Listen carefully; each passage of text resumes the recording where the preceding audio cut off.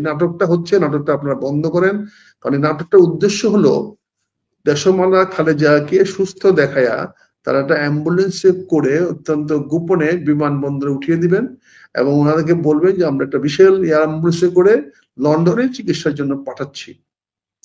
কিন্তু লন্ডনে পৌঁছার পরে ওনার একটা নিথর দেহ বেরিয়ে আসবে সেই অ্যাম্বুলেন্স থেকে। তখন সবাই বলবেন কিছু করার ছিল না, তো লং জার্নি, উনি সেটা করতে পারে নাই। ডাক্তাররা আশা করেছিল কিছু হবে না, কিন্তু হয়ে গেছে। এটা তো দৈব দুর্বিপাক, আমরা কি করতে পারি, আল্লাহর উপরে তো আমাদের কারো হাত নাই। এই নাটকটা সাজায় না। তারেক রহমান সাহেব এসে হয়তো মায়ের বুকে আশ্রয় করবে, কিন্তু আমাদের কথা তারেক রহমানের বুকে আশ্রয় পড়ে না। আমার কথা দেশমাতা খালেদা জিয়ার চিকিৎসা, উনাকে আরোগ্য লাভ করানো, ওনাকে বাঁচিয়ে রাখা। উনি তো ওনার ছেলেকে দেখতে পারবেন না। সে লন্ডনে চিকিৎসার নামে নিয়ে গিয়ে ওনার নিতর দেহটা যখন বের করবেন, তখন তো তিনি তার ছেলেকে দেখতে পারবেন না। এই নাটকটা করেন না। আমি বিস্তারিত মনি হায়দারের সঙ্গে কথা বলেছি, মনি হায়দার জিজ্ঞাসা করতে পারেন আপনারা এই ধরনের আলাপ হয়েছিল কিনা। আমি মনি হায়দারকেও বলেছি, ভাই আমি কিন্তু বিষয়টা রেফারেন্স হিসাবে আমি কিন্তু বাইরে বলবো। যাই হোক, এই কথাগুলো অনেক কি বলছি, আমি অনেক কি বলে আমি আসছি, এসে আমি চলে আসব। আমি সাধারণত প্রেসের সামনে যাই না।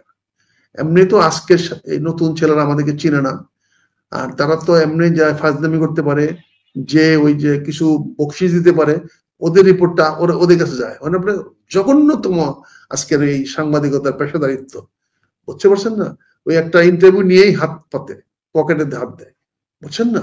এটা জঘন্য মানসিকতা। এটা আপনাকে আমি কি বলবো ভাই, আপনারা আসেন ভাই, আপনার সাংবাদিক, কিন্তু আপনারা সংবাদপত্র চালাবেন, তাদেরকে সে মতো বেতন দিবেন না, তাদেরকে ভালো সময় মতো বোর্ড বাস্তবায়িত করবেন না। এরা এটা আমাদেরকে ওরা চিনে না, কারণ আমরা ওদেরকে সেই পয়সা দেই না, সেরকম বকশিস তাদেরকে আমরা দেই না, কারণ দেওয়ার বয়স এখন আমাদের নাই, কারণ আমরা এটাকে সমর্থন করি না। কিন্তু আজকালকের বেশিরভাগ ছেলেরা এই কাজটা করে, এই জন্য আমাদেরকে চিনেও না। যখন দেখছেন সেখানে আমার নামটা বলতে হয়েছে, আপনি যে রিপোর্টার দেখে থাকেন নিশ্চয়ই দেখেছেন, আমাকে আমার নামটা বলতে হয়েছে। আমি এখানে এসে দেখলাম ইটিভির একটি রিপোর্টার, ওর নাম অসীম বা অসিত এরকম কিছুটার নাম, এই ভদ্রলোক প্রচার করতেছেন যে খালেদা জিয়া অনেকটা আগের থেকে সুস্থ, কিছুক্ষণের মধ্যে আপনাদেরকে এই ব্যাপারে জানানো হবে, আমরা আশা করছি উনি ভালো হয়ে যাবেন। তাই বললাম, তোমার এই আশা ভালো হয়ে যাবেন, উনি সুস্থ হয়ে উঠতেছেন, এটা তুমি কোথায় পাইনা? কারণ আমাদের উপর থেকে বলা হয়েছে। উপর থেকে কে বলছে? একজন বলল যে কেন আপনি চেনেন না? কাকে চিনবো? কয় এটা আমাদের ডক্টর ইয়া বলছে, কি বলে, ডক্টর জাহিদ বলছে। ডক্টর জাহিদ তো বলার কেউ না। ডক্টর এখন পুরা বিষয়টা বোর্ডের আন্ডারে, মেডিকেল বোর্ডের আন্ডারে, মেডিকেল বোর্ডের জাহিদ চেয়ারম্যান না। তাই প্রশ্ন করছি, জাহিদটা কে আবার? এখন অনেকে তো জাহিদের পূজা করে, জাহিদের মাসওয়ারা পায়, অনেকে, অনেক সাংবাদিক জাহিদের কাছ থেকে ভালো পায়, এবং জাহেদের সম্বন্ধে পরে বলবো আপনাকে।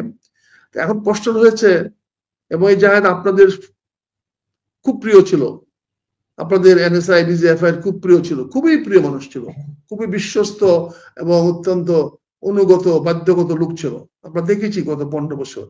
আমি তো বাংলাদেশের ভাই, আমাদের তো চোখ কান আছে, আর আমরা বাংলাদেশে তো ওই চোখ বন্ধ করে চলি না, আমরা বুক ফুলায় চলি। কার সঙ্গে ধাক্কা লাগবে এটা চিন্তা করি না, কিন্তু রাস্তায় সোজা রাস্তায় হাঁটি, বুঝতে পারছেন না? এই জন্য আমরা বলি যে ওই আপনাদের কাছে এই জাহেদ অনেক বড় হইতে পারে, কিন্তু আমাদের কাছে সে একটি চর, আগেকার সরকার একটি চর, আমার কাছে, আমাদের কাছে, অনেকের কাছে। কাজে সে বারবার মেডিকেল রিপোর্ট দিবে, আর যার হাত ধরে ওনার লিভার নষ্ট করা হয়েছে, যার মাধ্যমে স্লো পয়জন করে দেশমাতা খালেদা জিয়ার লিভারটাকে নষ্ট করা হয়েছে। ওনার তো লিভার 1.5 বছরের মধ্যে নষ্ট হওয়ার কথা না, 1 থেকে 1.5 বছরের মধ্যে তো ওনার লিভার নষ্ট হওয়ার কথা না। এবং মেডিকেল রেকর্ডে নাই, মেডিকেল কোন সায়েন্সে, মেডিকেল সায়েন্সে নাই যে 1 থেকে 1.5 বছরের মধ্যে লিভার পুরা ডেস্ট্রয় হয়ে যেতে পারে। এখানে স্লো পয়জন করা হয়েছে এই জাহেদের মাধ্যমে, সেটা প্রমাণ সাপেক্ষ, তদন্ত করলে একদিন বেরিয়ে আসবে, সুস্থ তদন্ত হলে এটা বেরিয়ে আসবে। কাজে সে জাহেদের বক্তব্য শুনতে হবে আমাদেরকে, এই নিয়ে আমার সঙ্গে একটু তর্ক বিতর্ক হয়েছে। যাই হোক, এটা তার প্রফেশনাল অ্যাক্টিভিটিস, ওই সাংবাদিকের প্রফেশনের মধ্যে বাধা দেওয়া ঠিক হয় নাই, কিন্তু প্রতিবাদ করতে হবে তো। কাজে আপনাদের সংবাদপত্র ভাইদের বলছি, আপনাদের কাছ থেকে কিন্তু আমরা বস্তুনিষ্ঠ, সৎ, সত্য খবর আশা করি। সেখানে যদি আপনারা ডিস্টোর্টেড খবর দেন, সেখানে যদি আপনারা আমাদেরকে ভুল খবর দেন, সেখানে যদি আপনারা আমাদেরকে সেখানে যদি আপনারা ভুল তথ্য দেন, তাহলে তো আমাদের জাতি বিভ্রান্ত হবে, জনগণ বিভ্রান্ত হবে, দেশ বিদেশ বিভ্রান্ত হবে।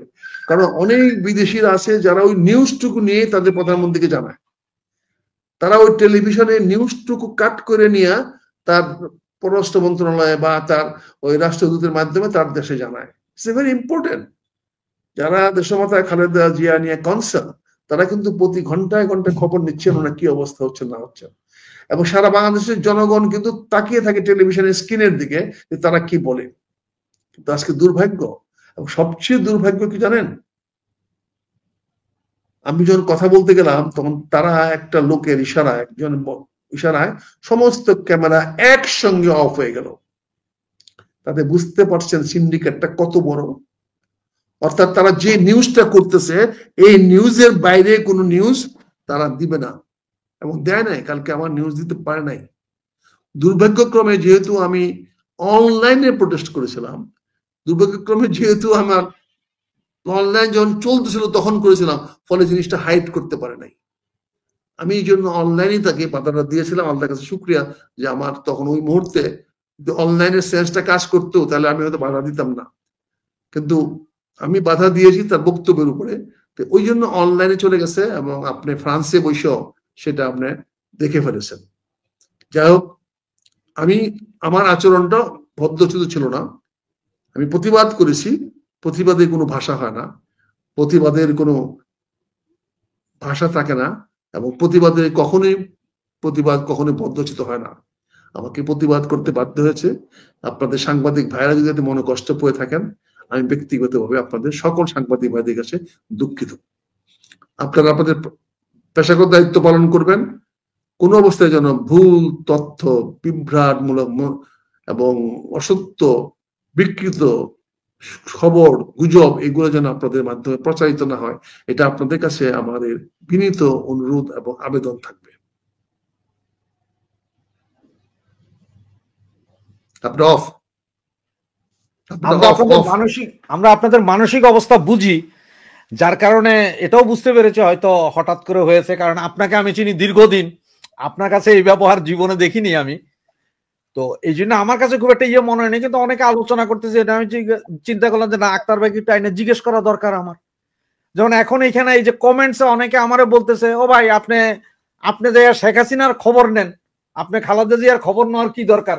এখন পাবলিককে কিভাবে বুঝাবো ভাই, আমরা তো সবার খবরই নিব। আমরা নিরপেক্ষতার দৃষ্টি থেকে চেষ্টা করি যে সবকিছু আনতে, যাতে পাবলিক জানে, সত্যটা জানা উচিত পাবলিকের। আক্তার ভাই, আমার যেটা আসল প্রশ্ন, কেমন দেখেছেন ওনাকে, আসলে কি অবস্থাটা? মানে উনি কি আইসিইউতে না ভেন্টিলেশনে? সবগুলো বিষয় নিয়ে কিন্তু বাংলাদেশে একটা অন্যরকম অবস্থা। আপনি আসলে কি দেখেছেন? ওনার দেহটা বাংলাদেশে, আত্মাটা পরকালে। আমার এই বিষয়টা নিয়ে আসলে আর আপনাকে প্রশ্ন করার মতো আর কিছু অবকাশ নেই।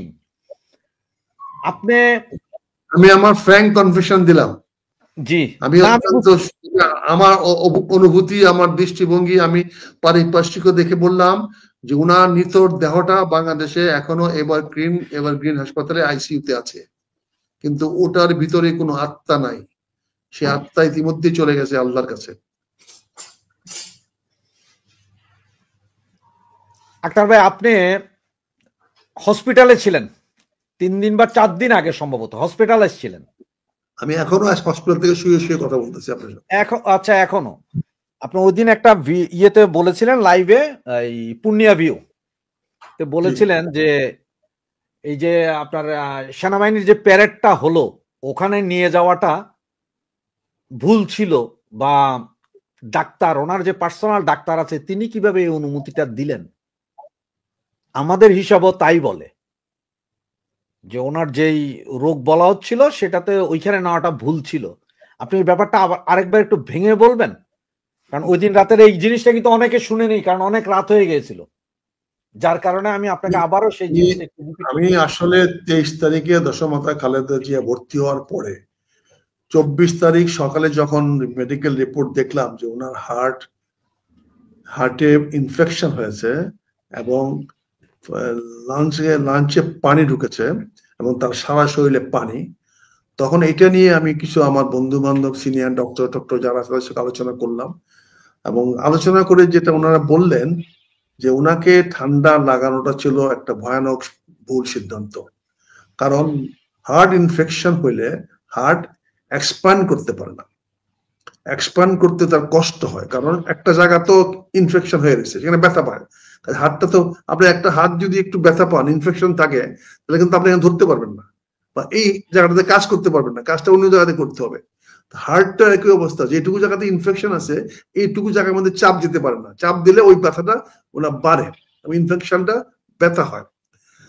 ফলে এইটা সমস্যাটা হয় ইনফেকশনের। আর সেই ইনফেকশনটা বৃদ্ধি পায় যখন ঠান্ডা বাতাস বুকে ঢুকে, অর্থাৎ যখন বাইরে গেছেন, অগ্রহায়ণ মাসের বাতাস ঠান্ডা এবং temperature has come down below 20, সেই টেম্পারেচারে উনাকে নিয়ে যাওয়া কতটুকু সঠিক হয়েছে এটা আমি তো তাদের উপরে কথা বলার অধিকার রাখি না, হয়তো ক্ষমতা রাখি, কিন্তু অধিকার থাকলে তো আমি বিচারের ব্যবস্থা করতাম, কিন্তু কথা বলার অধিকার আমার নাই, কিন্তু ক্ষমতা আমি রাখি।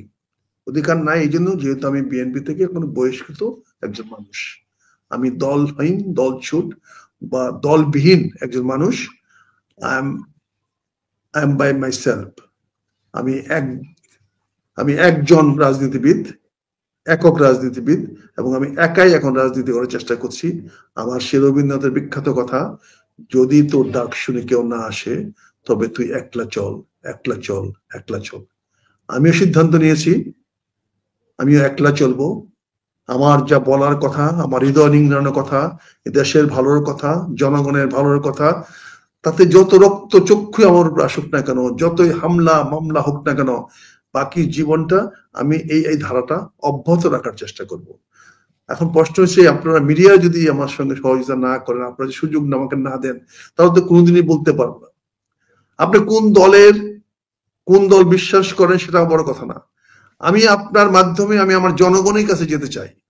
আওয়ামী লীগের লোক আমার কথা ভালো না বাসুক, না দেখুক, তাতে কিছু আসে যায় না, কিন্তু আমাকে যারা ভালোবাসে তার একজন যদি আপনার অনুষ্ঠানটা দেখে, আমি আপনার কাছে কৃতজ্ঞ থাকবো, ব্যক্তিগতভাবে আমি কৃতজ্ঞ থাকবো। আপনাকে এই গালি দেওয়ার জন্য আমি দুঃখিত, সরি, কিন্তু আমি মনে করি আপনি একটা জাতীয় মিডিয়া, আপনি জনগণের জন্য, মানুষের জন্য কথা বলেন, কথা বলার সুযোগ দেন। আপনি যে আমাকে সুযোগটা দিয়েছেন, আমি সেই কথাটাই বলার চেষ্টা করছি। তাই আমি মনে করি দেশমাতা খালেদা জিয়াকে 21 তারিখে সশস্ত্র বাহিনী দিবসে না নিয়ে ওনাকে ঘরের থেকে বসিয়ে একটা মানে ডিস্টেন্ট মাধ্যমে, রিমোট কন্ট্রোল, যেমন আমরা কথা বলতেছি এরকম ভাবে উনি বানিয়ে দিতে পারতেন, ওনার সঙ্গে কথা বলতে পারতেন, ইন্টারনেটে উনি সেই অংশগ্রহণ করতে পারতেন, তাহলে আজকের স্বাস্থ্যের ঝুঁকিটা পড়তো না। হায়াত মত আল্লাহর হাতে, আমরা কেউ মৃত্যুকে ঠেকাতে পারবো না, আমরা কেউ মৃত্যুকে ডিনাই করতে পারবো না। মৃত্যু আমাদের সবার জন্য অবৈধ, রাজা হোক, বাদশাহ হোক, সম্রাট হোক, গরিব হোক, দুঃখী হোক, সহায় সম্বলহীন হোক, ক্ষুধার্ত হোক, তারপরেও তার মৃত্যু তার সময় পর্যন্ত নির্ধারিত। মৃত্যুকে আমরা ঠেকাতে পারবো না, কিন্তু চিকিৎসার ব্যবস্থা তো আমরা করতে পারবো, একটা মানুষের জন্য চিকিৎসার ব্যবস্থা করতে পারবো। আজকে বড় দুর্ভাগ্য, তিনবারের প্রধানমন্ত্রী দেশমাতা খালেদা জিয়া আজকে একরকম বলতে গেলে বিনা চিকিৎসায়, উদাসীনতায় এবং ষড়যন্ত্রের শিকার হয়ে এই পৃথিবীর থেকে ত্যাগ করে চলে গেলেন, যা আমরা প্রকাশও করতে পারছি না।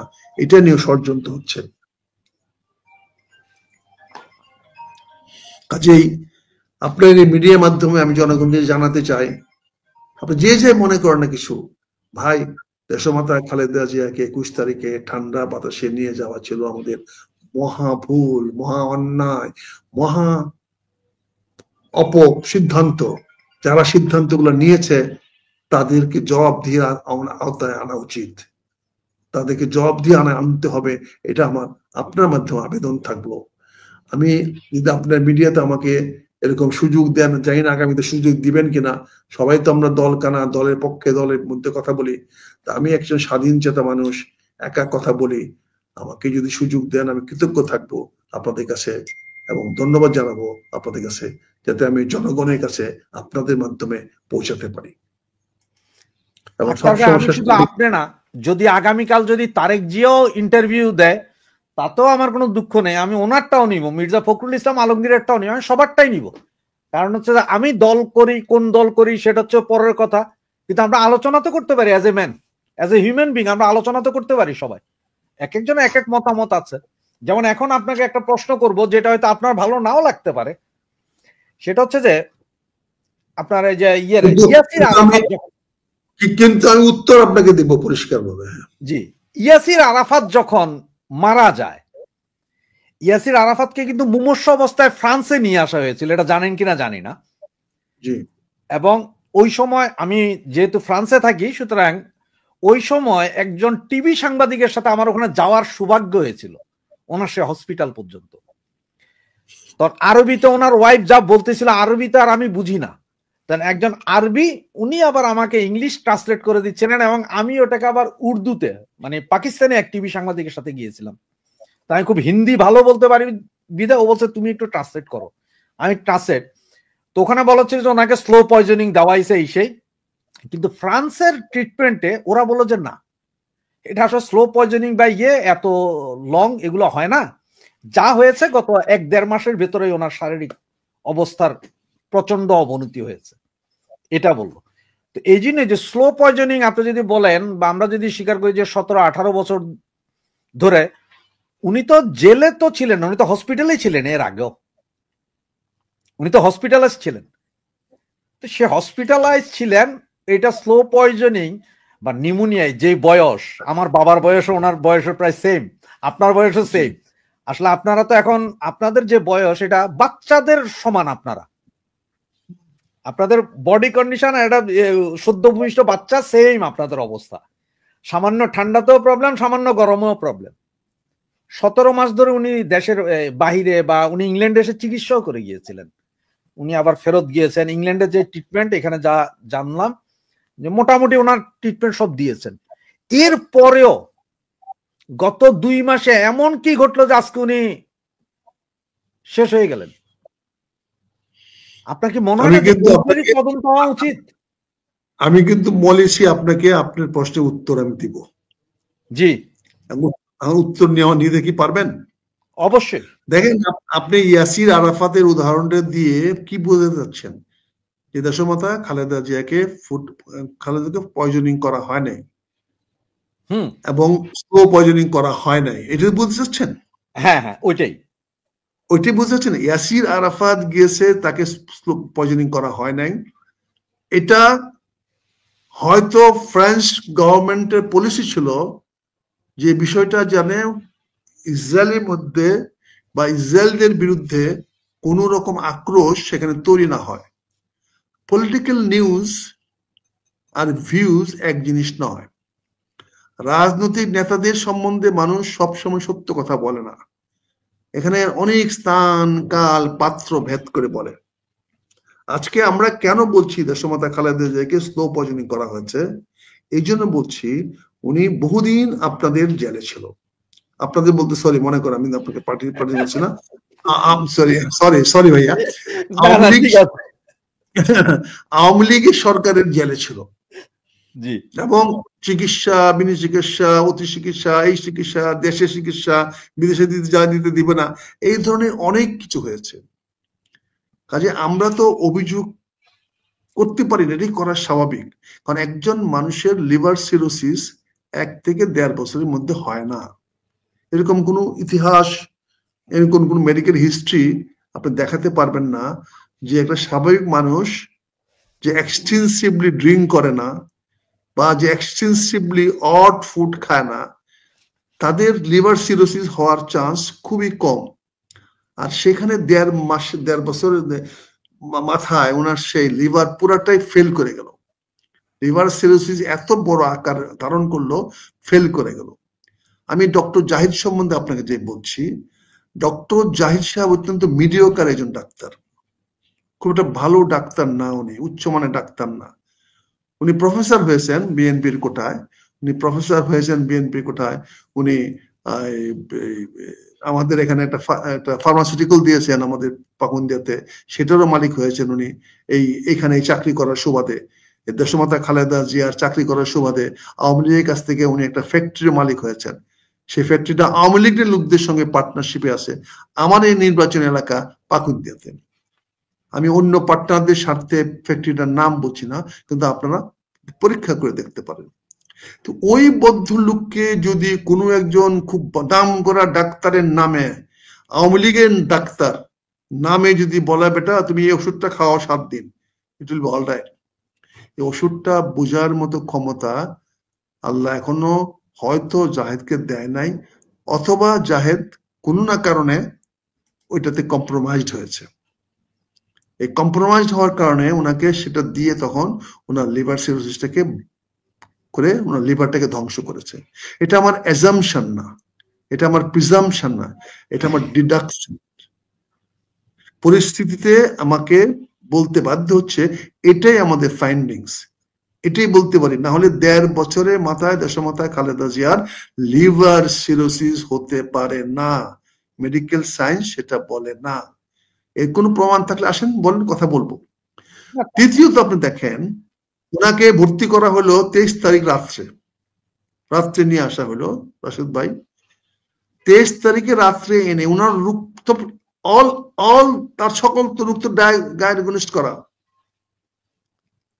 আমিও তো 23 তারিখ রাত্রে প্রচন্ড পেটের ব্যথা নিয়ে আমি রাত্রে 11টার সময় হাসপাতালে ভর্তি হলাম। সেখানে তো আমাকে ডাক্তার অবজারভেশন রাখে নাই। প্রথম তো আমার ব্যথা উপশম করার জন্য ওষুধ দিয়েছে, তারপরে ব্যথা উপশম হচ্ছে না। তারপরে রাত্রে আমার ব্লাড নিয়েছে, আমার ইসিজি করিয়েছে, আমার সবকিছু করিয়েছে, করতে করতে তারপরে আমাকে 10টার দিকে আমার এন্ডোস্কোপি বন্ধ করানো হয়েছে। করে 10টার সময় দেখা গেল যে না, আমার পেটের ভিতরে আলসার হয়ে গেছে। এটা তো ডাক্তার 10টার মধ্যে ডায়াগনোসিস করে আমার ট্রিটমেন্ট দিয়েছে। আমি আল্লাহর রহমতে এখন ভালো, আমার ব্যথা চলে গেছে। এখন এই যে আলসার ঠিক করতে গিয়ে আমার একটু ডায়াবেটিসটা বেড়ে গেছে, আমি আর 2 দিন থাকবো হয়তো ডায়াবেটিসটা কন্ট্রোল আনার জন্য। দেশমাতা খালেদা জিয়া 23 তারিখ ভর্তি হয়েছে, তার মেডিকেল হিস্ট্রি আমাদের সবার জানা, এটা ডাক্তার জাহেদের জানা, মেডিকেল বোর্ডের জানা, কারণ বহুবার এবার কেয়ার হাসপাতালে নিয়ে গেছেন, তার সকল রেকর্ড পত্র আছে। আমার মধ্যে একটা মানুষের রেকর্ড আমরা হাসপাতালে রাখি সবসময়, আমরা কখন ডাক্তারের কাছে গেলাম, কখন গেলাম না, কি ওষুধ আসছে খেলাম, কি ওষুধ 6 মাস আগে খেয়েছিলাম, তার কোনো এফেক্ট এখনো রয়ে যাচ্ছে কিনা, এগুলো আমরা দেখি, আমরা করার চেষ্টা করি। আর 3 বারের সাবেক প্রধানমন্ত্রী দেশনেত্রী খালেদা জিয়া, আমার দেশমাতা বলি, দেশমাতা খালেদা জিয়া অবজারভেশন রাখবেন 48 ঘন্টা আপনি তাকে, without treatment. Is it not a suicide? এটা কি হত্যা না? ইট ইজ নট কিলিং না? এটা কি হত্যার সামিল নয়? স্লো পয়জনের তো করেছেনই, তারপরে এখন এসে তাকে হত্যা করার জন্য আপনি 48 ঘন্টা ওনাকে আপনি অবজারভেশনে রাখলেন। কেন রাখলেন? আমি তো সরকারকে দায়ী করি, সরাসরি সরকারকে দায়ী করি। আপনি 2 দিন আগে যার সঙ্গে বসে হাসি টাটকা করলেন, এত আনন্দ ফুর্তি করলেন, 21 তারিখ সন্ধ্যায় আপনি যাকে প্রধান উপদেষ্টা হয়ে, যিনি আপনার পরে গেল, আপনি ওনাকে রিসিভ করলেন, এত পার্সোনালিটি আপনি ওনার সঙ্গে দেখালেন যে হ্যাঁ, আমি ওনাকে রিসিভ করার মতো আমি এত বিনয়ী। আর সেই মহিলা, সেই আপনার বন্ধু, যাকে আপনি সেদিন বন্ধু বলে স্বীকার করেছেন, আপন বলে স্বীকার করেছেন, তিনি হাসপাতালে ভর্তি এবং তার অবস্থা সংকটাপন্ন, কথাটা বলার পরেও প্রধান উপদেষ্টা যদি সেদিন যাইতেন, তাহলে তার চিকিৎসা তো তখনই শুরু হয়ে যেত। কারণ এমন দেশের আমাদের রাজনৈতিক চর্চাটা কি, আওয়ামী লীগের আমলে আওয়ামী লীগের বড় বড় ডাক্তাররা বিএনপির রোগী দেখতে যায় না, আবার বিএনপির আমলে বিএনপির বড় বড় ডাক্তাররা আওয়ামী লীগের লোক মরে গেল দেখতে যায় না। দেখছেন না কিবরিয়া সাহেবকে কেমনে মেরে ফেলা হলো, দেখলেন না কিবরিয়া সাহেবকে কেমনে করা হলো, একইভাবে দেখলেন না সাইফুর রহমান সাহেবকে আবার কেমনে মেরে ফেলা হলো। একই ভাগ্য, কিন্তু একই জিনিস হয়েছে। কাজে বাংলাদেশে তো আমরা বুড়ি বুড়ি দেখছি, কাজে কোন ডাক্তারের ঘাড়ে কয়টা মাথা যে এখন এই সরকারের আমলে সরকারের ইনস্ট্রাকশন ছাড়া, অর্ডার ছাড়া রুগী দেখতে যাবেন?